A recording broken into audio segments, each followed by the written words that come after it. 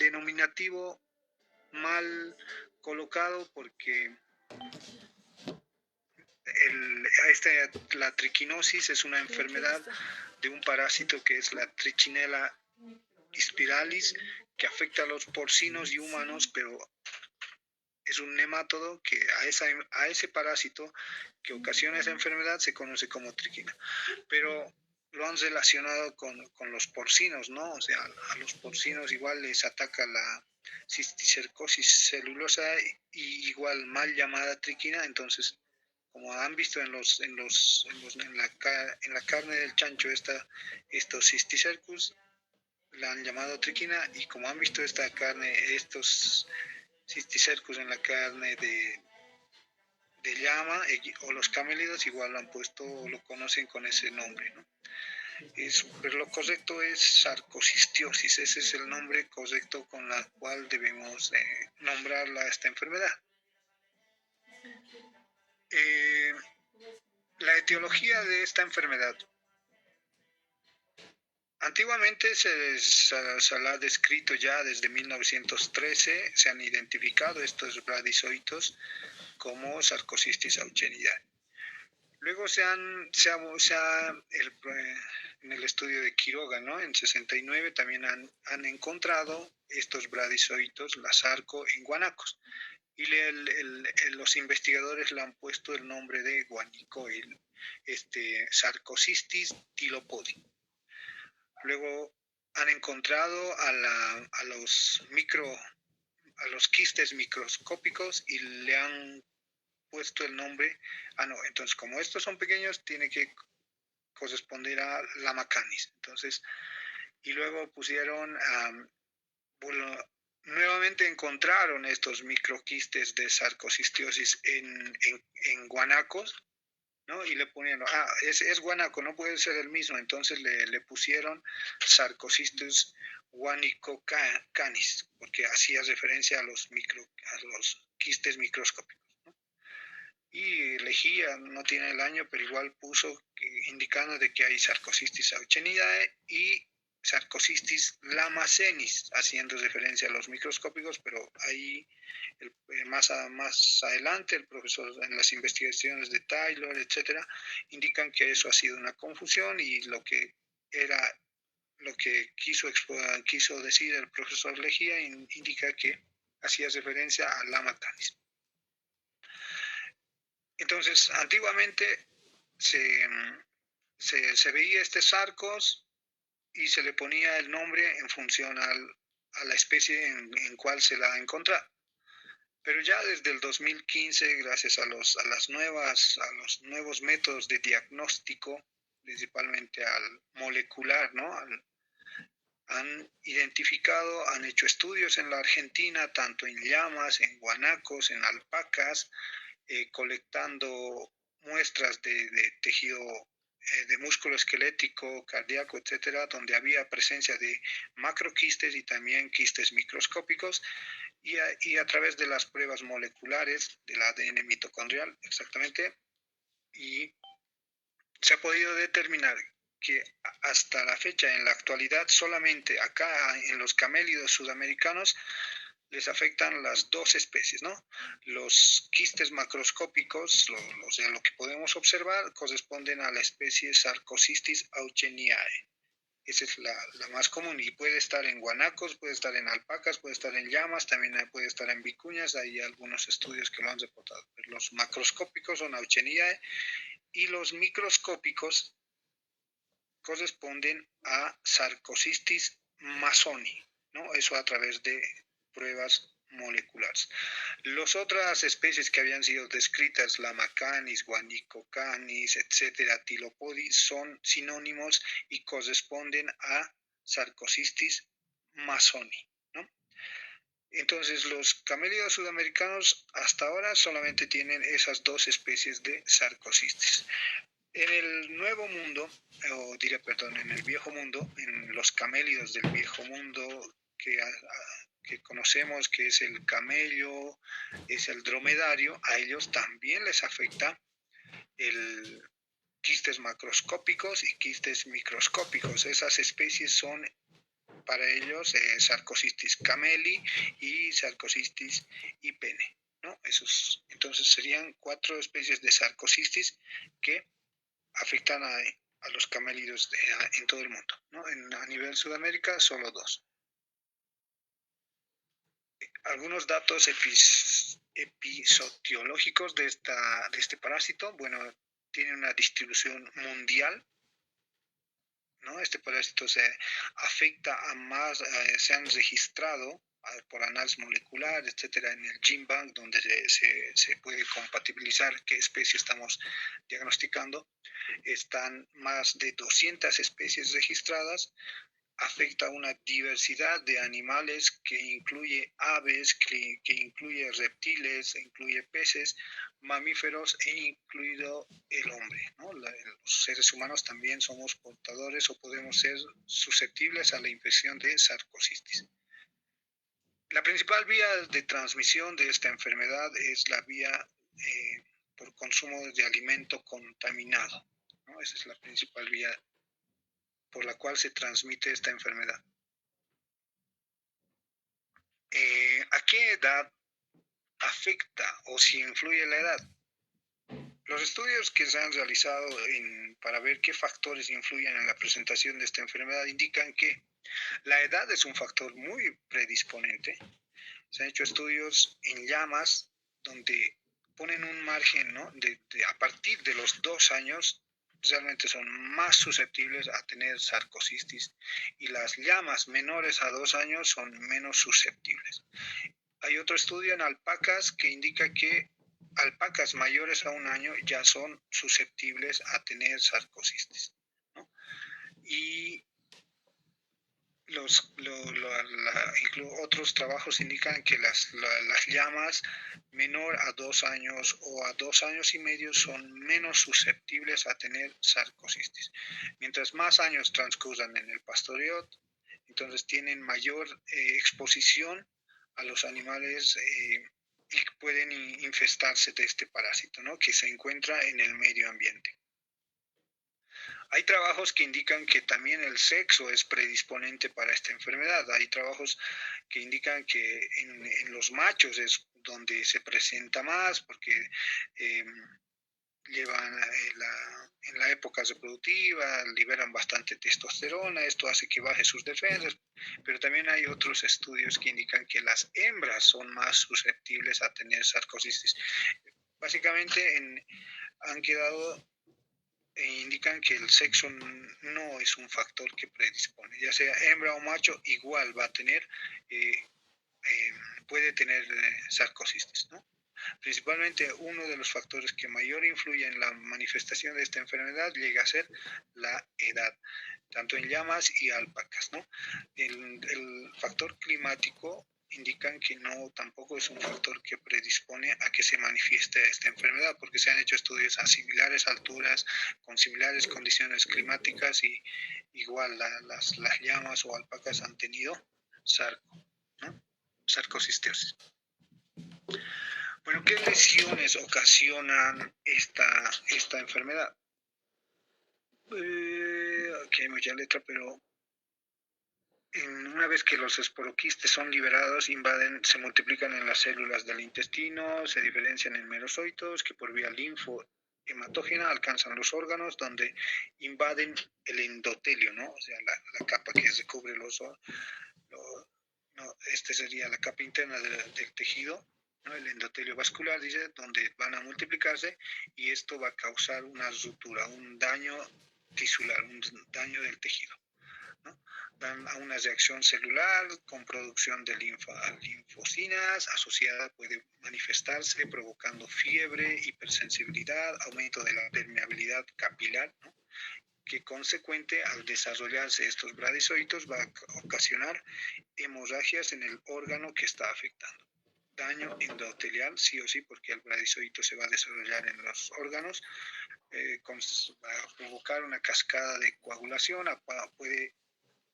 como va a haber hemorragia, puede aparecer trombos, ¿no? A causa de la coagulación, y estos trombos pueden desencadenar en una trombocitosis, etcétera, ¿no? Con vasculitis, aparición de edemas, acumulación de líquidos, inducción al cambio adicional de la permeabilidad de hemorragias asociadas, ¿no?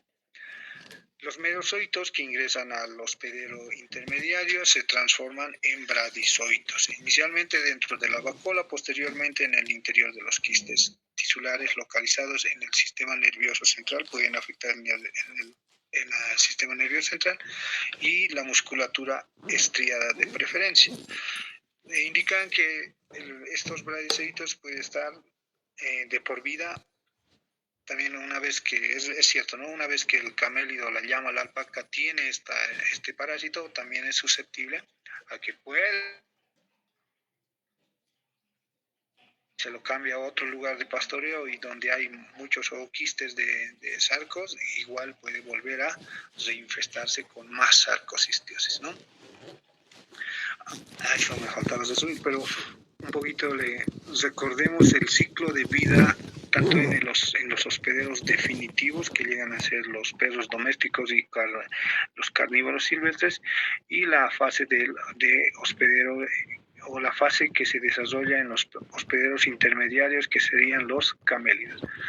Dice, en el hospedero definitivo, o sea, los perros, los cánidos, se infestan principalmente al consumir los quistes con bradizoitos, ¿no? Que se encuentran en el tejido del hospedero esquelético de los hospederos intermediarios, que son los camélidos.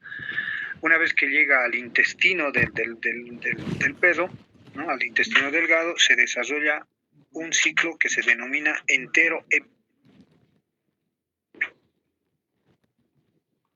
epitelial, que estos bradizoitos que han sido consumidos se liberan durante la digestión del cánido, y en las células de la mucosa intestinal se produce la reproducción sexual, o la también denominada gametogonia, donde ahí se van a formar, de esos bradizoitos se van a formar gametos femeninos y gametos masculinos. Una vez que los gametos femeninos han sido fecundados, se va a formar un cigoto, en el perro, que va a dar lugar a los ooquistes. O sea, los perros eliminan en sus heces los ooquistes. Dice, bueno, una vez que se forman los ooquistes, estos van a esporular en la luz intestinal, que se llama fase esporogónica, y seguidamente se produce la ruptura de la pared del ooquiste, se eliminan estos esporoquistes con las heces. Los esporoquistes son los que ya salen al ambiente para contaminar el pasto o el lugar de pastoreo de los caballos. Cada ooquiste esporulado contiene esporoquistes, cada uno de los esporoquistes contiene 4 esporozoitos, ¿no? En total contienen 8 esporozoitos. Una vez que este esporoquiste ha sido liberado al medio ambiente, el camélido, que es el hospedero intermediario, se infecta al ingerir esto, puede ser por el alimento contaminado, por el agua, con esporoquistes. En el hospedero intermediario, dice, en el aparato digestivo del hospedero de los camélidos se liberan los esporozoitos que penetran la mucosa intestinal y pasan a una fase de merozoitos. Se convierten estos esporozoitos en merozoitos, desarrollándose el ciclo tisular o fuera del intestino, donde el parásito se distribuye y se multiplica asexualmente en 2 ciclos por endopoligenia en el interior del citoplasma de las células endoteliales, inicialmente de los linfonodos mesentéricos, ¿no? A nivel de la cavidad abdominal, y posteriormente, tras la diseminación, estos van a ser liberados por vía hemática a los diferentes órganos, como puede desarrollarse en hígado, vaso, riñón, dando lugar a numerosos merozoitos que ingresan a la célula hospedador. Como mecanismo de evasión de respuesta inflamatoria del hospedador, la infección se cronifica, es decir, se alarga, y los merozoitos se van a ir convirtiendo en metrocitos y posteriormente en bradizoitos, los que esas formas de granos de arroz que observamos llegan a ser los bradizoitos, que se multiplican lentamente, dando lugar al quiste tisular, que se localiza principalmente en el sistema nervioso central, en la musculatura estriada cardíaca, permaneciendo viables durante toda la vida del hospedador. ese sería el ciclo de vida que sigue la sarcocistiosis. Cuadro clínico, ¿qué es lo que se puede observar?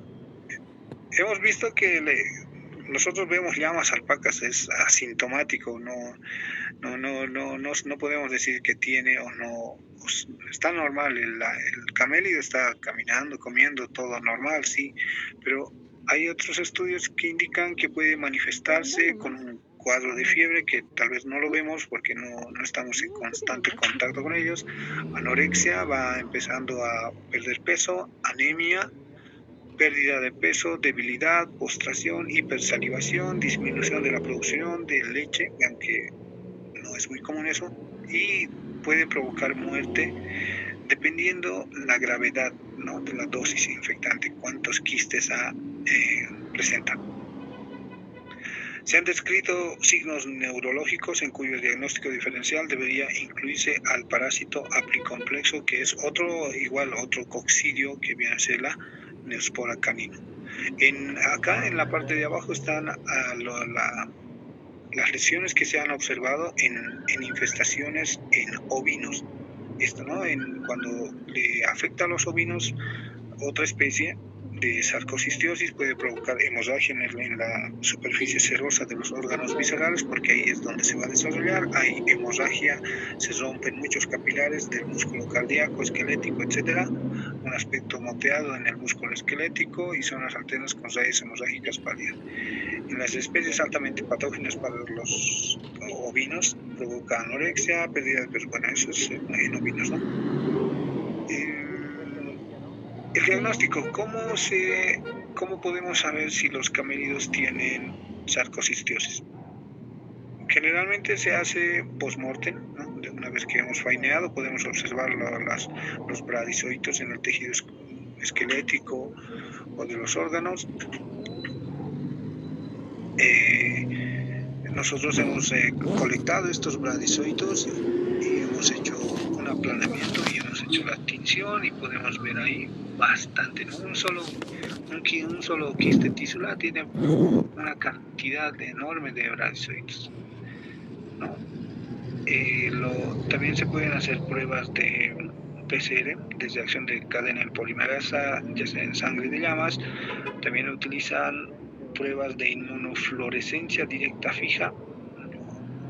Bueno, en sí son pruebas de inmunofluorescencia, ELISA, pruebas de ELISA con sueros de sangre, y lo que se hace también las pruebas moleculares, ¿no? La extracción del ADN mitocondrial, etc.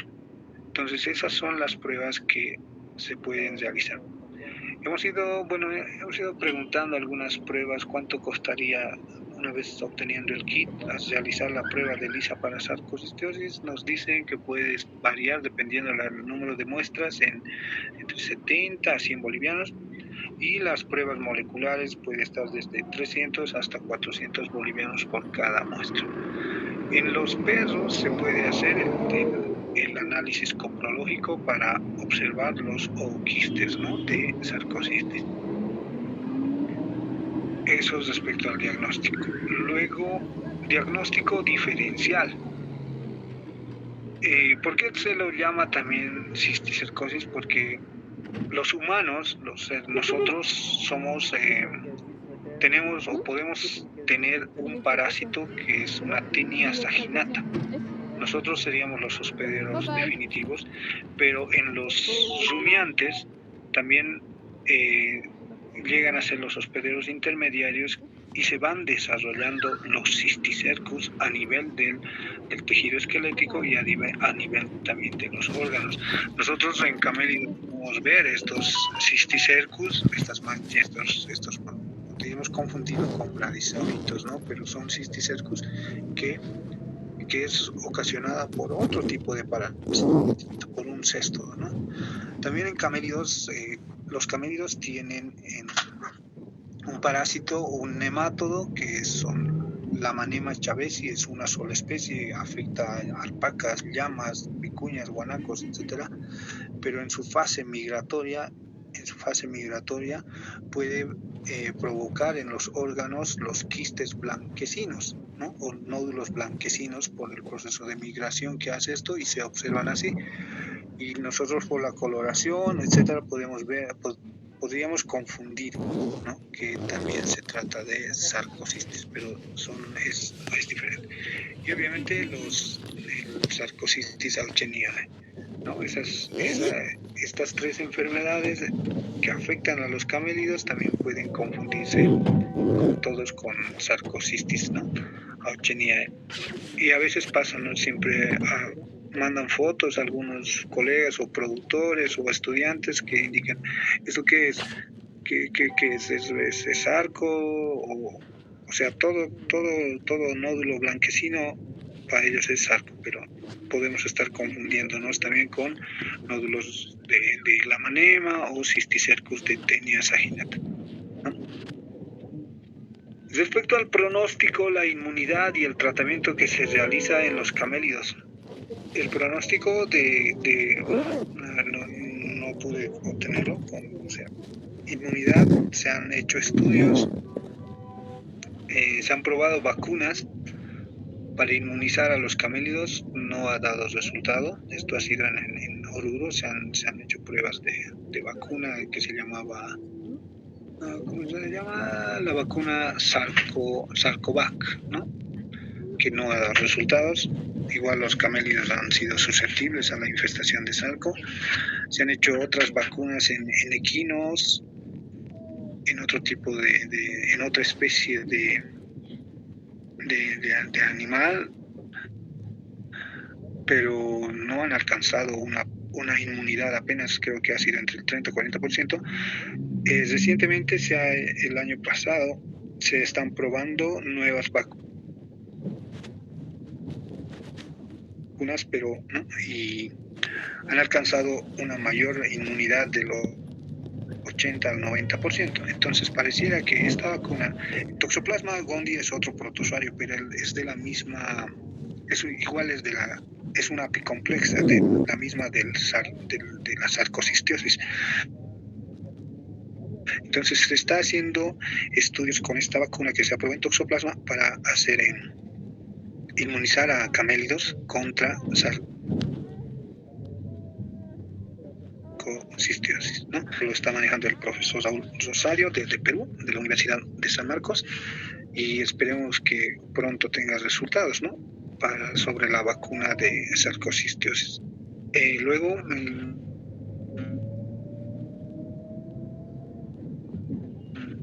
al tratamiento no hay para sarcocistiosis. Ya, si tiene sarcocistiosis el camélido, eso va a estar de por vida, ¿no? Inmunidad, se han hecho algunos ensayos, pero no han funcionado. Control y profilaxis. ¿Cómo deberíamos controlar esta enfermedad? Mejorar las condiciones higiénicas y sanitarias durante la faena y la comercialización de carne y vísceras. Esto es clave, pero es muy poco. En Apolobamba, que tenemos feria cada jueves hay una feria internacional, cada miércoles se fainean, no sé, por lo menos unas 50 carcasas de alpacas, y salen eso a la feria, porque es internacional la feria. Entonces el faineo es en el piso, no hay un matadero, y la costumbre de cada familia es, ¿no? Que órgano que ve, y además, ¿cómo se llaman estos? Son como matarifes que compran 20, 10 camélidos, lo fainean para la feria, todas las vísceras que tengan sarco o la carne mismo a veces, pero principalmente las vísceras son destinadas para los perros. Entonces eso hace que continúe el ciclo de vida de este parásito. Y solo he visto mataderos en Turco y en Potosí, en San Cristóbal, ¿no? Que ahí ya se puede un poco mitigar esto o prevenir la principal vía de transmisión de sarco. Desparasitación y control de las poblaciones caninas. Es muy poco frecuente desparasitar a los perros contra protozoarios.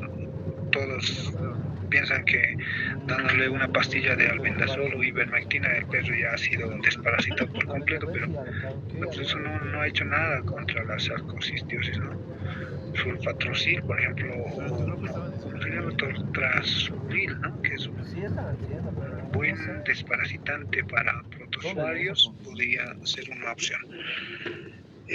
Por las buenas control de las poblaciones de perros, en muchas comunidades hay el problema de perros ferales, que son perros que se han hecho jaurías, y es un poco complicado hacer el control en ellos porque no están desparasitados, son un problema para la crianza de camélidos, se comen alpacas, se comen llamas, es más complejo, ¿no? Si no pueden atender ese tema, ¿qué van a estar atendiendo el tema de desparasitar a los perros?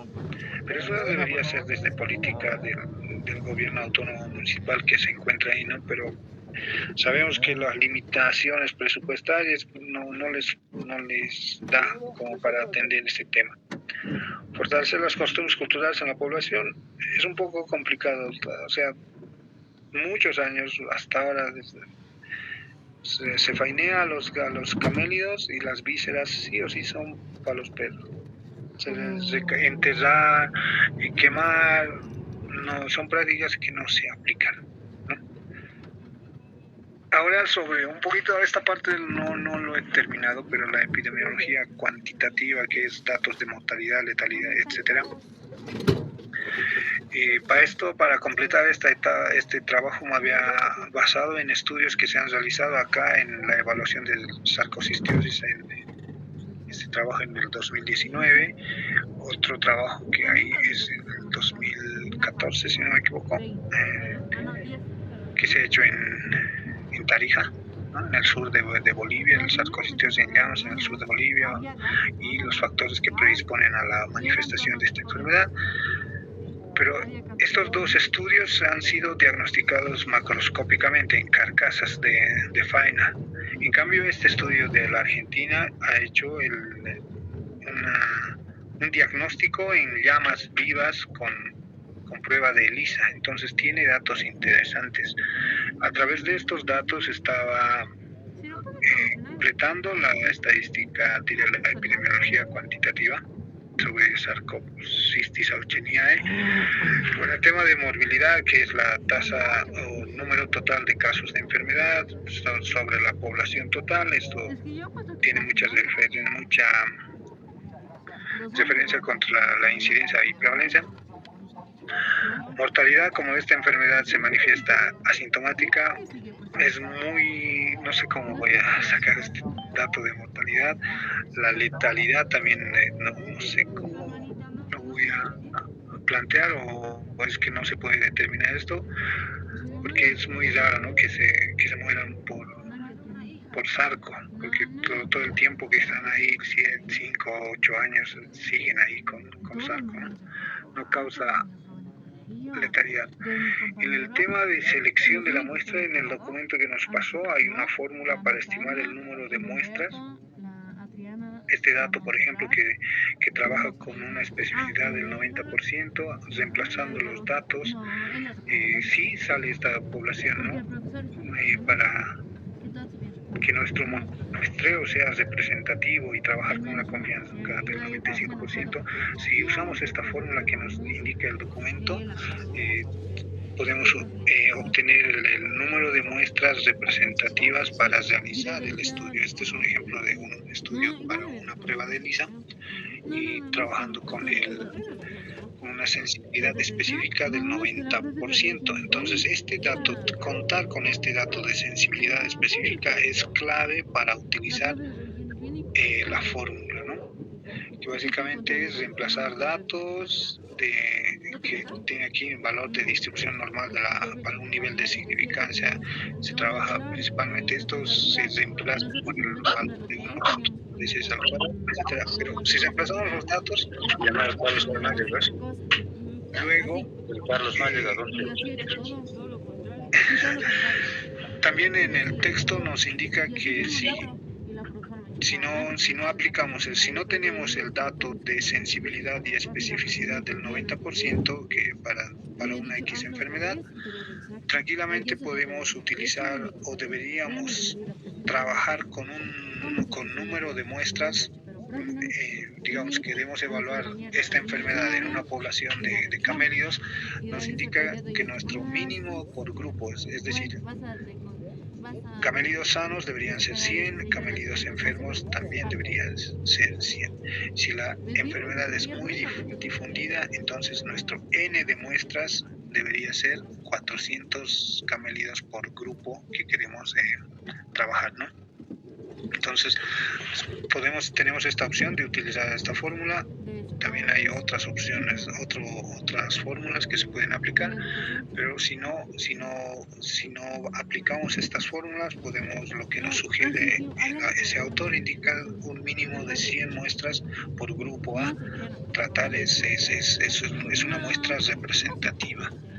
Ahora, la sensibilidad es la que estaba sacando, pero no me da el tiempo, que es básicamente tener un método para detectar positivos frente a un determinado patógeno, ¿no? La especificidad igual, es la capacidad de un método para diferenciar positivos y negativos frente a un determinado patógeno. Me falta completar este cuadrito del 2x2. En el valor predictivo positivo, ese sí lo pude sacar, ¿no? Que te dice que te construyas el cuadrito de 2x2. Acá en la columna, en la segunda columna que te dice enfermos, nos indica que debemos trabajar con el porcentaje que hemos obtenido. ¿Qué porcentaje de enfermos han sido diagnosticados? En este estudio que ha realizado este trabajo en Argentina sobre la seropositividad de sarcocistis en llamas, a través de pruebas de ELISA, su estudio ha determinado una prevalencia del 35.9%. Entonces, ese 35 lo pones acá, trabajas con el 95% de sensibilidad, es decir, sacas el 95% de este dato y el 5% de este dato, o el 90% o el 10%, entonces reemplazas esta fórmula, ¿no? Que es el valor predictivo positivo es igual a, ¿qué se llama esto? Positivos verdaderos, que en este caso sería positivos verdaderos, 173 camélidos, dividido entre el valor positivo más falsos más falsos positivos.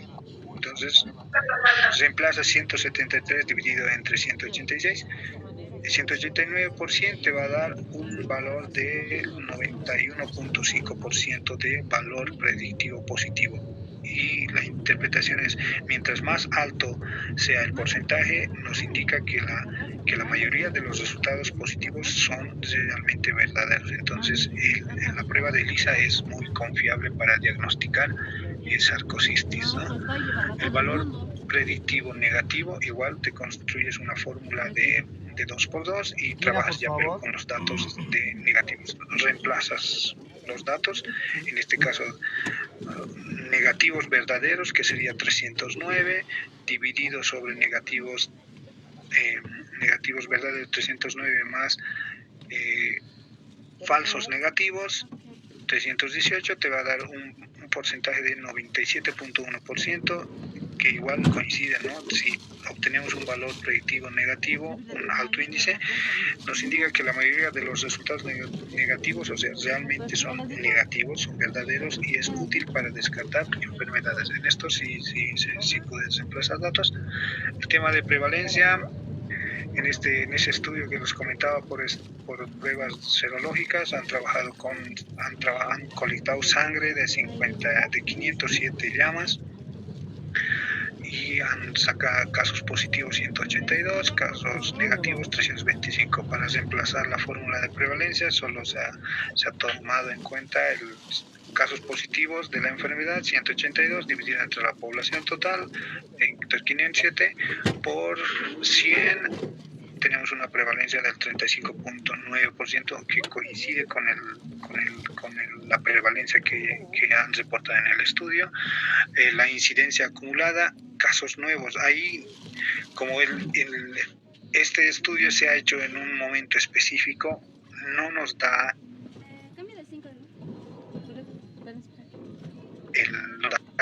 acumulada. Pero en el estudio que han hecho acá en el Departamento de La Paz, en el Alto, donde han evaluado casas, aquí sí nos puede dar datos sobre la incidencia acumulada que podríamos tomar, ¿no? Pienso yo, la primera y segunda época, ¿no? Cuánto, si en un primer muestreo o en un primer dato hemos obtenido 34% de prevalencia y en un segundo 90%, ¿cuánto ha sido la incidencia? Casi podemos sacar con el estudio evaluando carcasas. Pero el otro dato que nos indica la tasa de incidencia es decir, el total de los casos por unidad de tiempo. Este estudio, por ejemplo, se ha hecho en un año entero, en 3 épocas, entonces deberíamos utilizar el total de esos también se puede sacar, pero no me dio el tiempo de hacerlo todavía. Me faltan esas tres, creo, ya, incidencias, y la integración ecológica y epidemiológica, ¿no? Hay varios estudios que indican que se deben evaluar los factores, tanto del hospedero, que viene a ser la edad del camélido, donde sí hay correlación, la edad influye mucho. El sexo todavía hay que evaluar, porque hay trabajos que sí, las hembras son más susceptibles, en otros trabajos los machos son susceptibles, el tipo de razas también, si los tampullis o los caras son más susceptibles, el peso del camélido si influye en la presencia de sarcocistis. De todos esos que se han evaluado, la edad es la que más es un factor predisponente a sarcocistis. Factores ambientales, clima, actitud, comunidad, el manejo, la presencia de perros pastores en la comunidad son factores que también debemos considerar para entender toda la ecología de cómo funciona o por qué se manifiesta esta enfermedad en ese lugar, ¿no? Y eso es lo que falta bastante por estudiar. O sea, yo solamente pude ver así 2 trabajos de sarcocistiosis, pero solamente son por carcasas. No pude encontrar ningún trabajo de serológico que se haya hecho acá en la esquina, por favor. Y bueno, hasta ahí pude llegar, doctor. No pude completarlo todo, pero me falta poco. Bastante interesante, doctor. Has avanzado bastante. Acá tal vez algunas cosas, por ejemplo, en caso de la altura, de la planicie, los intermediarios también tienen algunos datos, ¿no? Ellos, por ejemplo, allá en Oruro, prefieren no comprar aquellas llamas que viven en la altura. No, perdón, en la planicie. ¿Ya? ¿Por qué? Porque saben que ellos tienen más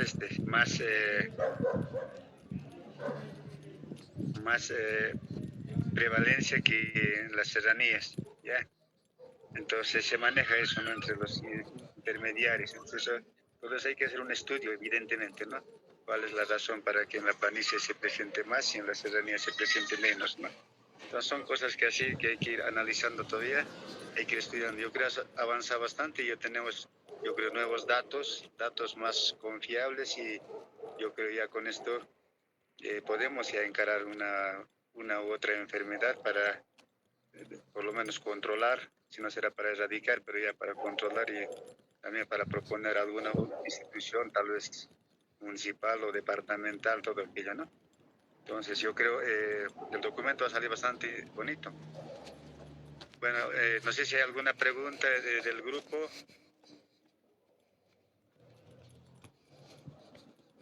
¿No hay preguntas? Podemos darle espacio al ingeniero John.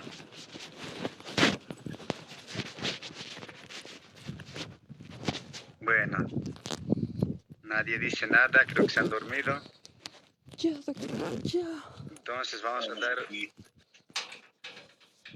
dar espacio al ingeniero John.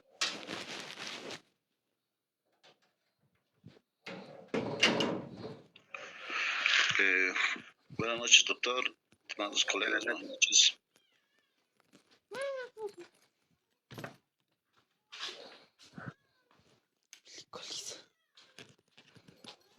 Adelante, se puede proyectar. Tendría que dejar de presentar al doctor Molérico, ¿no? Ya, ¿sí está bien? No, sí, perdón, mil disculpas, ya dejé de-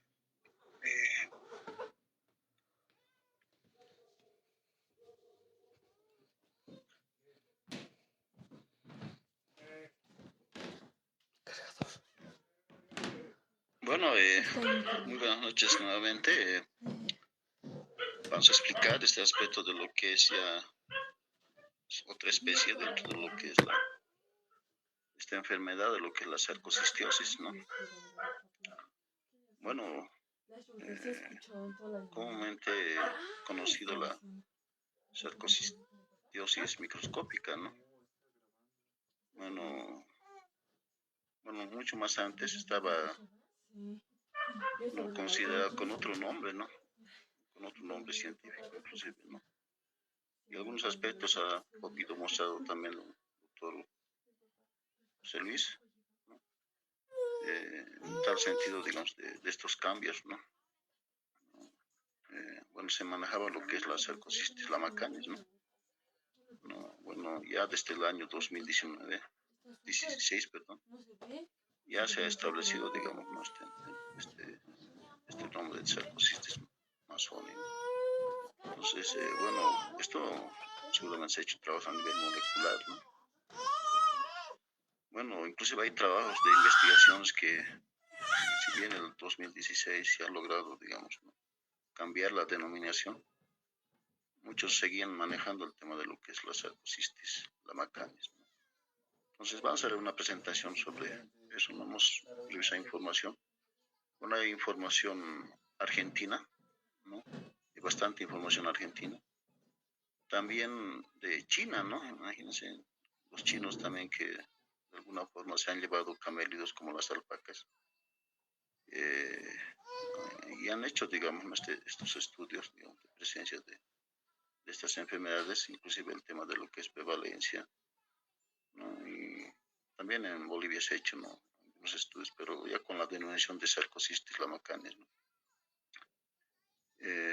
Eso es lo que vamos a mostrar, ¿no? Un poco para poder entender, inclusive este Wu, que es un originario de China, en 2022 menciona que la sarcocistis es una enfermedad parasitaria, ¿no?, de distribución mundial, ¿no?, provocada por protozoarios, ¿no?, que son intracelulares, ¿no?, del género Sarcocistis, ¿no? Afecta principalmente a los músculos, ¿no?, de los animales herbívoros, ¿no? Y obviamente también está regiones como la parte cardíaca también. Eso seguramente afecta también a las alpacas, llamas, vacunos, ovinos, ¿no? Y seguramente otras especies más, ¿no?, que son herbívoros, ¿no? Ya lo ha descrito el tema de lo que son los macroquistes, lo que es la sarcocistis ocheniae o auxeniae, son de tamaño y forma similar al de lo que es el azoso. Se alojan en el músculo esquelético, ¿no?, principalmente. Y estos microquistes, ¿no?, que se encuentran principalmente lo que es el sarcocistis masoni, suelen encontrarse, ¿no?, tanto en el tejido muscular, ¿no?, el músculo esquelético, como en el cardíaco también, ¿no?, según este autor de More, ¿no?, que en 2016 se ha determinado, inclusive, ¿no?, poder cambiar el nombre de sarcocistis lamacanis a Amazon, ¿no? Entonces hay bastantes, ¿no?, también autores que mencionan eso, ¿no? Un poco para que podamos entender también, ¿no? Si bien los camélidos, ¿no?, que son considerados también los camellos, ¿no?, y los dromedarios, ¿no?, que en esto, en la parte de estos continentes, que es el continente africano y el continente asiático, se encuentran, digamos, ¿no?, estos camélidos, ¿no?, también considerados, ¿no?, del viejo mundo, camelios del viejo mundo, ¿no?, que también ¿no?, son afectados también por esta enfermedad.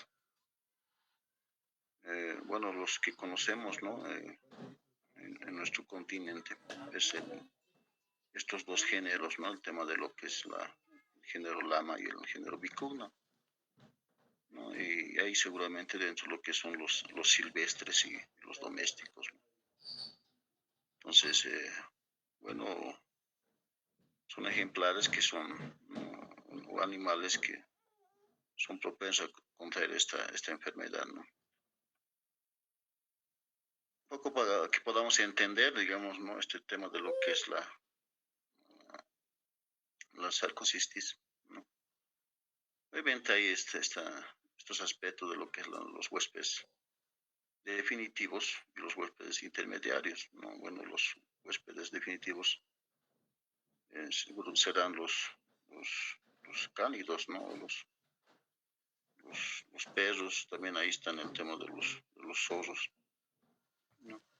Y los huéspedes intermediarios estarán, ¿no?, obviamente el hecho de poder consumir inclusive, ¿no?, los pastos donde seguramente se encuentran, ¿no?, los esporocistos, ¿no?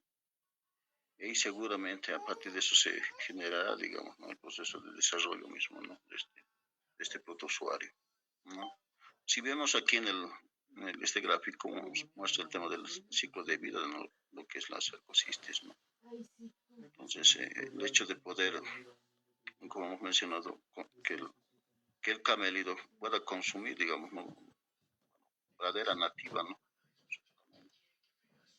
donde los perros, ¿no?, hayan defecado, ¿no? Y seguramente hay presencia de oquistes, y dentro de lo que es esa transición, ¿no?, se cosirá, digamos, ¿no?, el tema de lo que es el esporocisto y llegará a consumir, digamos, ¿no?, en ese estadio, ¿no? Entonces, este proceso entraría, digamos, ¿no?, dentro de un ciclo tisular asexual, ¿no? Y ahí, a partir de lo que son los esporocistos, ¿no?, se llegarán, digamos, ¿no?, a dividir, a multiplicar a esporozoitos, ¿no? Llegarán a convertirse a esquizogonia, ¿no?, a merozoitos, ¿no?, a sarcocisto con bradizoitos, ¿no? Y bueno, a partir de eso, ¿no?, dependiendo, digamos, ¿no?, las condiciones, si los perros llegan a consumir, inclusive, ¿no?, este tema de lo que es vísceras, ¿no?, o directamente la carne, ¿no? Ya, pero en este estadio de lo que son los bradizoitos, ¿no? Entonces ahí empezaría, digamos, el tema de lo que es este aspecto de lo que es ya el ciclo, bueno, el ciclo intestinal, ¿no? Bueno, eso es un paso intestinal, ya en lo que es el ciclo sexual, ¿no? Entonces dentro de lo que es la gametogonia, ¿no?, ya seguramente se diferencia el tema de los gametos, ¿no? Habrá una singamia, ¿no?, obviamente, y el tema de lo que es el cigoto. Y aparte se generan los temas de los ooquistes, ¿no? ¿No? Y a partir de lo que es la exploración de los ooquistes ya entrarán, digamos, a lo que es la parte de la vegetación, ¿no? Entonces ahí seguramente volverá el ciclo, ¿no?, a empezar, ¿no? Entonces, eso un poco para que podamos entender, ¿no? Entonces, la transmisión seguramente ocurre por la ingestión de carne, ¿no? En ese sentido, con, en este estadio de bradizoitos, ¿no?, seguramente por los cánidos, ¿no? Pueden ser también como predadores, los zorros, ¿no? Bueno, dentro de lo que es este consumo seguramente ocurre, ¿no?, a partir del consumo de vegetación de los camélidos, ¿no? También un poco podamos entender, según More y colaboradores 2016 mencionan, ¿no?, algunas especies de sarcocistes, ¿no?, que se han llegado a identificar, ¿no? Ahí está el Sarcosiste camelli, que tienen estos huéspedes intermediarios que son los camellos y los dromedarios, ¿no? Que tienen un tipo de microquistes y macroquistes, ¿no? Obviamente dentro de su morfología mismo no son fusiformes, ¿no? Entre 1.5 a 5 milímetros, ¿no? También dentro de lo que es la Sarcocistis ibeni, también presente en lo que son los dromedarios, el camelus dromedarios, ¿no? Que tiene un tipo de quiste microscópico, ¿no? Que tendrá una morfología globular, ¿no? Entre 100 a 120 micrómetros, ¿no?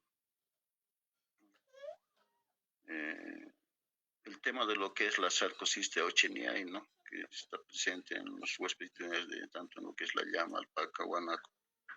Y seguramente también podemos también encontrar en vicuñas, ¿no? Que tendría, digamos, el tipo de quistes macroscópicos, ¿no? Serían ovalados y tendrían esta dimensión de 5 a 20 milímetros, ¿no? Y esta, ¿no? La Sarcocistis masoni, ¿no? Que estarían presentes en lo que es llama, alpaca, guanaco, ¿no? Habría que ver, ¿no? El tema de lo que es la vicuña, ¿no? Pero según More, se han trabajado con estos tres animales, ¿no? Bueno, tres especies, ¿no? Que son microscópicas, ¿no? Y que tienen una morfología fusiforme, ¿no? De 800 micrómetros, ¿no? Micrómetros, ¿no? La presencia de macroquistes es el primer factor de condena de carnes en mataderos, ¿no? Bueno, si bien este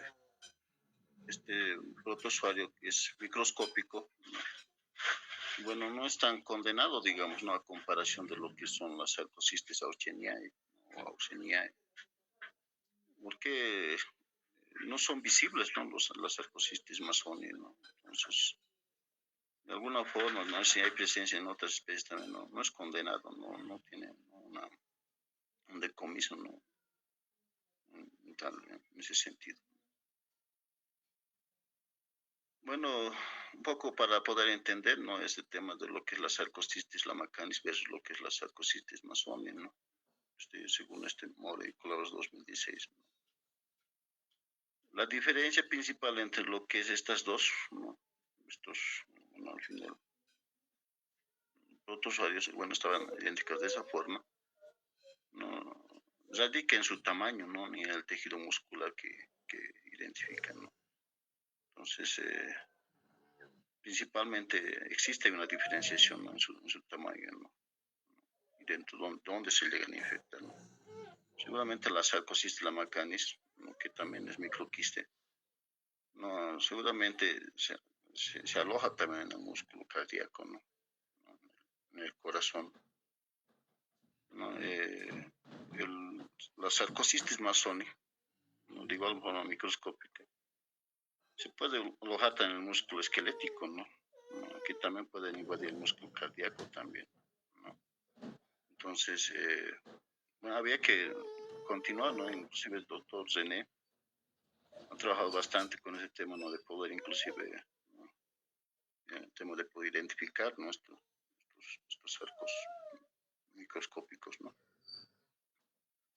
Bueno, algunas aclaraciones, ¿no? Dentro de lo que es estos aspectos, ¿no? De lo que es lo que es la Sarcocistis, ¿no? Masoni, ¿no? Bueno, el nombre válido actual es el Sarcocistis masoni, ¿no? Mientras que el Sarcocistis lamacanis no quedó obsoleto, ¿no? Tras una profunda revisión científica, no taxonómica, ¿no? Realizada en 2016 por investigaciones como Moore y Dubey, ¿no? Los nombres anteriores se declaran nulos, ¿no? Así lo han descrito, debido a que las descripciones originales carecían de los criterios morfológicos, ¿no? Y moleculares mínimos requeridos por el Código Internacional de Nomenclatura Zoológica, ¿no? Según nuestros autores, ¿no? El tipo de quiste, ¿no? Poco para que podamos entender esto, produce microquistes, ¿no? Que son microscópicos, tiene un tamaño de hasta 800 micrómetros de largo, ¿no? Por 35 a 95 micrones de ancho, ¿no? Por lo que no se puede observar a simple vista, ¿no? En la cara. Condori también menciona, ¿no? En 2002, Condori colaboración del 2019 menciona que los microquistes localizados en el interior de las fibras cardíacas presentan diferentes formas, ¿no? Es lo que menciona Condori, desde esféricas, ovoides y fusiformes, ¿no? Con predominio de estas dos últimas, ¿no? Dentro de lo que son los ovoides y los fusiformes, ¿no? Los microquistes, según la dimensión que presentan, aproximadamente se pueden clasificar en, ¿no? Dentro de lo que es de acuerdo a lo que es la dimensión, estos microquistes, ¿no? En pequeños, medianos y grandes, ¿no? Lo que está relacionado con la edad del quiste, ¿no? Entonces, bueno, también va en función de eso. Y el estado nutricional del animal, ¿no? Con dimensiones de 12 a 14 micrómetros por 30 a 32 micrómetros, ¿no? Un 2022, ¿no? Que menciona que ha hecho un trabajo en China también, pudieron describir, digamos, a estos microquistes, ¿no?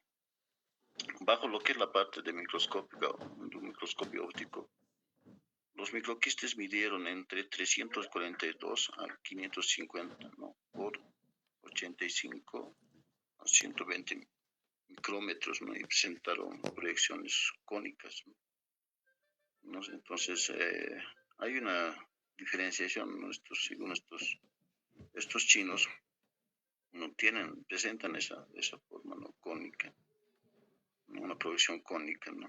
Pero con dimensión no lo estratifica en lo que son pequeños, medianos y grandes, ¿no? No, poco podamos entender este tema también de lo que es la patogenia y el tema de la salud animal, ¿no? Dentro de lo que es la sarcocistis aguda, ¿no? Realmente es asintomática, ¿no? O sea, no podemos percibir si hay presencia, digamos, ¿no? Cuando el animal está en vivo, ¿no? Si tiene presencia de esto, ¿no? De estos parásitos, ¿no? Pero dosis altas, digamos, de esporocistos, ¿no? Que puede estar presente, pueden causar inclusive, ¿no? Fiebres, ¿no? Anorexia, inclusive el tema de lo que es anemia, debilidad muscular también, no sé, ¿no? Presencias altas de esporocistos, ¿no? La miositis eosinofílica, ¿no? Bueno, se refiere a lo que es la reacción inflamatoria, ¿no? Severa en los músculos estriados, ¿no? A menudo asociado a quistes degenerativos, ¿no? Que provocan necrosis tisulares. Bueno, dentro de lo que explicaría, digamos, si se encuentran en el músculo esquelético también, ¿no? Estos microquistes. La enfermedad de Dalmeny, ¿no? Reportada en alpacas con síntomas severos, ¿no? Como temblores musculares, ¿no? Distrexes respiratorios y abortos en hembras gestantes, ¿no? Entonces, podría también, de alguna forma, tener este tipo de patogenia, ¿no? Seguramente en la salud de los camélidos. Bueno, algunas descripciones de Condori, ¿no? Del 2019, ¿no? Y muestran, ¿no? En estas figuras, ¿no? En la figura A muestran las fibras musculares cardíacas, ¿no? De la llama libres de microquistes, ¿no? Y en la B muestran, ¿no? Fibras musculares cardíacas con microquistes, ¿no? Con la presencia de microquistes, ¿no? Bueno, dentro de lo que es un corte longitudinal de 10X, ¿no? Y lo que es la figura C, ¿no? Muestra el tema de lo que es la fibra muscular cardíaca con microquistes, ¿no? Dentro de lo que se ve en el gráfico, hay dentro de lo que es un corte transversal de 10X, ¿no? Bueno, han hecho con una coloración hematoxilina, ¿no? Eosina, ¿no? Asimismo, si vemos en esta figura 2, vemos el tema de lo que es la morfología típica del microquiste de sarcocistis lamacanis, ¿no? Como lo ha descrito en sección longitudinal transversal en el músculo cardíaco de camello, ¿no? Bueno, con una tensión de hematoxilina y eosina, ¿no? En un momento de 10X, ¿no?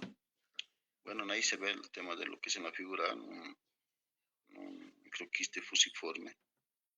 Y en la figura B, el tema de lo que es una morfología ovoide, ¿no? ¿No? Con la misma tinción que han utilizado. Bueno, hay el tema de lo que son, ¿no? Una descripción de microquistes, de sarcocistis, la macanes, fibras de Purkinje.